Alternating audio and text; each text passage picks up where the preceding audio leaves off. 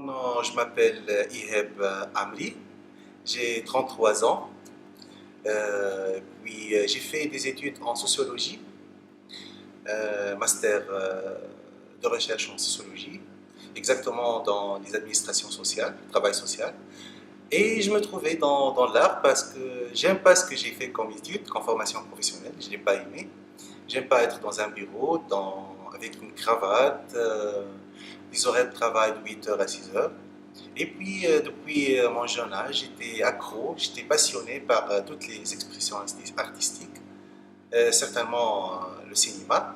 Et c'est pour ça que je me trouve maintenant en train de faire ça en tant que métier. Métier qui n'est pas trop aisé en Tunisie, c'est pas trop facile d'avoir un job en Tunisie dans le métier artistique parce qu'il y a le système de production, les lobbies aussi, on va faire en dire ça. Et surtout quand tu choisis de faire l'indépendant, l'art en tant qu'indépendant, ça devient de plus en plus dur et difficile. C'est ça.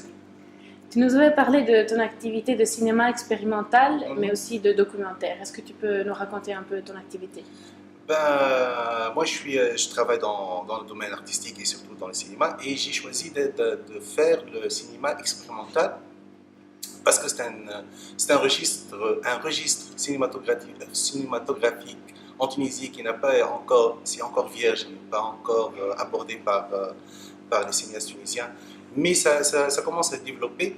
C'est à cause peut-être, c'est la formation dans la faculté qui a aidé à faire les recherches approfondies dans le domaine philosophique et social, et ça m'a aidé de faire des recherches aussi dans le domaine humain, artistique, dans le cinéma. C'est pour ça que je suis en train d'expérimenter, de choisir de faire le laboratoire dans la lumière, les mouvements de caméra, les plans, les couleurs, même les sujets abordés dans le cinéma. Et j'essaie de le faire. Et ça m'a influencé dans le domaine aussi de documentation. J'aime pas trop parler de documentaire parce qu'il n'y a pas de documentaire dans la notion de cinéma. Maintenant, on parle de documentation.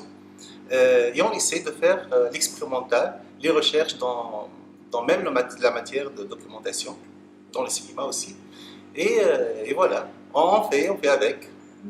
C'est ça le rapport entre les deux registres, entre l'expérimental et les deux genres cinématographiques.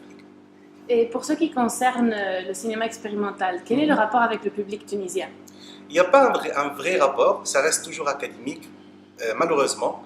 Dommage, moi j'ai participé dans plusieurs festivals en Tunisie, c'est toujours la même réponse, c'est un peu écarté, c'est un peu les sujets qu'on ne doit pas le projeter dans le grand public, parce que même dans l'Italie, en France, le grand public aime plutôt la fiction, les drames, l'horaire, je sais pas moi, n'importe quel autre genre, sauf l'expérimental, ça reste toujours un peu la matière des experts, la matière académique, on peut le projeter dans les beaux-arts, les facultés, tu vois.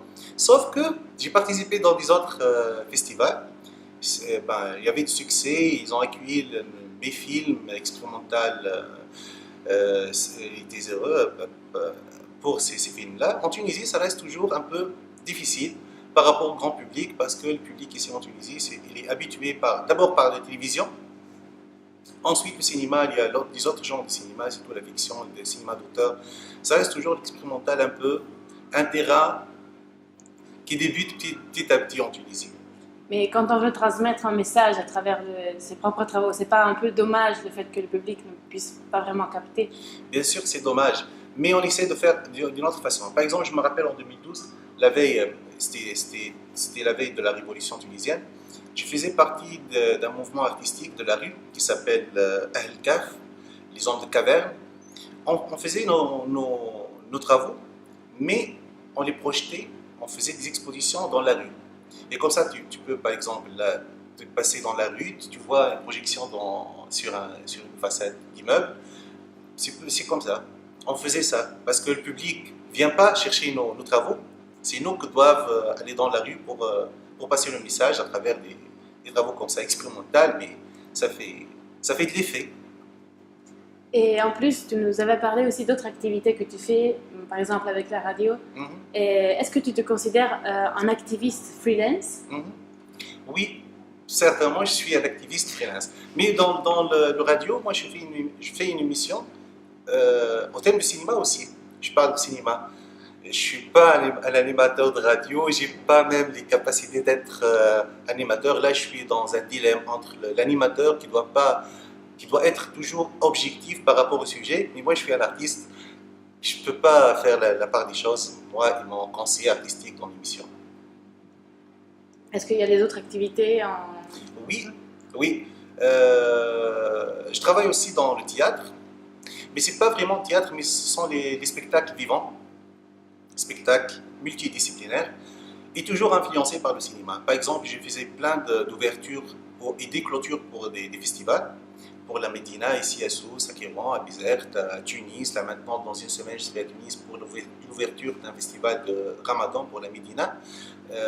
C'est un spectacle basé sur des poèmes, de la poésie, mais là on intègre plutôt des autres expressions, comme le cinéma, les danses contemporaines, le chant. Tu vois, on intègre tout ça, on mélange, c'est un spectacle multidisciplinaire, mais toujours influencé par mes backgrounds, là, tu vois, cinématographiques, c'est toujours les projections, c'est toujours l'interaction entre la scène et l'écran. Et en parlant de Tunis, en fait, on a remarqué qu'ici à Sousse, on vit beaucoup le manque d'équilibre aussi dans les politiques culturelles entre Sousse et Tunis. Et qu'est-ce que tu en penses de l'argument? Est-ce que tu penses que ça vaut la peine de continuer à travailler à Sousse ou la Tunisie souffre de cette émigration d'artistes vers la capitale? C'est pas une immigration, c'était toujours comme ça. C'était toujours comme ça parce que la capitale, c'est le centre, et reste toujours le centre d'attraction de tous les artistes. C'est pas l'immigration, c'est... les spectacles sont en Tunis, les festivals, les institutions, les bailleurs de fonds, les associations, les grandes maisons de production, les grandes boîtes de prod sont à Tunis. C'est pour ça que la production artistique, c'est toujours à Tunis plutôt que les autres gouvernorats de la Tunisie. Sousse souffre, Kérouan souffre, Sfax souffre, toutes les régions souffrent. C'est pas parce que il y a les artistes qui vont à Tunis qu'on ne doit pas travailler ici. On doit faire. C'est pour ça qu'on est là, qu'on essaie de faire l'underground, qu'on essaie de faire l'alternative, qu'on essaie de faire avec l'associatif aussi. Même si c'est un peu le systématique aussi des associations, parce qu'elles sont toujours sous la main des lois de l'État, mais on essaie de faire avec aussi. C'est vrai que la centralisation artistique et culturelle, c'est toujours pour le capital, Tunis, mais on essaie de faire encore de nos mieux, de notre volonté ici, dans les autres régions, pour faire des mouvements artistiques un peu indépendants et un peu riches, quoi. Oui, et en parlant aussi de l'institutionnalisation de l'artiste, de la figure de l'artiste, tu nous as parlé d'une conférence qui a eu lieu il y a quelques jours à Tunis. Qu'est-ce qui s'est passé dans cette conférence? C'était par rapport au ministère de la Culture, parce qu'on était en train de monter un spectacle pour célébrer, pour faire un hommage à un grand poète tunisien, un poète révolutionnaire qui a décédé pendant, ça fait un mois. On était en train de faire un hommage pour lui, un grand spectacle. On a invité plein d'artistes, des jeunes artistes, et on a demandé l'aide financière du ministère de la Culture. Mais, comme d'habitude, c'était pas inattendu, c'était attendu plutôt. Ils ont bloqué les canaux de communication avec eux. Il fallait faire une communication et une conférence de presse pour parler de l'état culturel d'aujourd'hui en Tunisie. Il y a des jeunes qui travaillent depuis 5, 6 et 7 ans. Moi, ça fait depuis 2006 que je suis pratiquement dans le professionnel, dans le domaine artistique en Tunisie. Et jusqu'à maintenant, un jeune avec carrière de 6 et 8 ans, 10 ans de carrière, toujours il trouve les portes fermées du ministère de la Culture, supposons le ministère de tutelle sur tous les artistes tunisiens. Et ça, c'est pas logique. Maintenant, je pense que la révolution n'a pas encore atteint les libéraux du ministère de la Culture, surtout parce qu'on a besoin d'une révolution culturelle en Tunisie, plutôt que constitutionnelle, économique et tout ça. Donc, pour le moment, l'art ne peut pas être vécu comme un travail en Tunisie? Pour les jeunes comme nous, non, malheureusement. Pour les autres, oui, ils ont fait de la fortune avec. Pour nous, non. Mais ça se traite quoi?